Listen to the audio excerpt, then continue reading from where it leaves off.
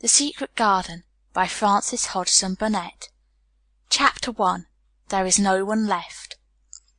When Mary Lennox was sent to Misselthwaite Manor to live with her uncle, everybody said she was the most disagreeable looking child ever seen. It was true, too. She had a thin little face, and a little thin body, thin light hair, and a sour expression. Her hair was yellow, and her face was yellow, because she had been born in India, and had always been ill in one way or another.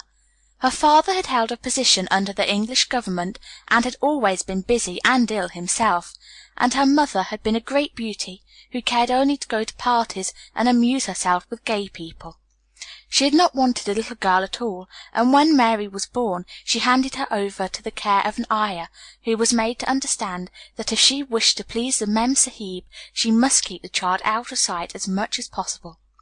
So, when she was a sickly, fretful, ugly little baby, she was kept out of the way, and when she became a sickly, fretful, toddling thing, she was kept out of the way also.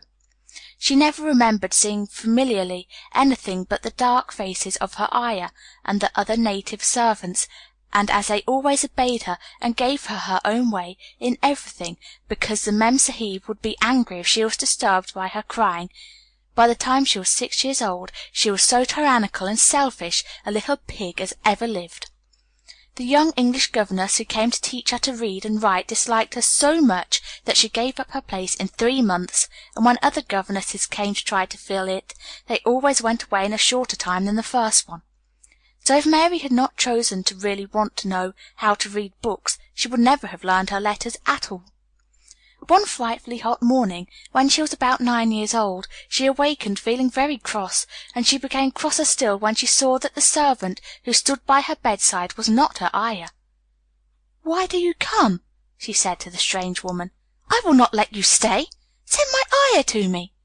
The woman looked frightened, but she only stammered that the ayah could not come, and when Mary threw herself into a passion, and beat and kicked her, she looked only more frightened, and repeated that it was not possible for the ayah to come to Mrs. Sahib.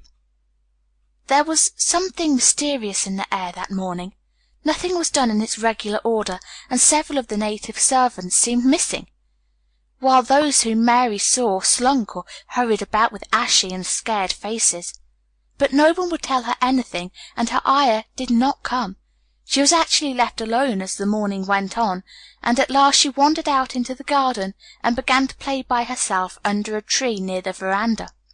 She pretended that she was making a flower bed, and she stuck big scarlet hibiscus blossoms into little heaps of earth, all the time. Sample complete. Ready to continue?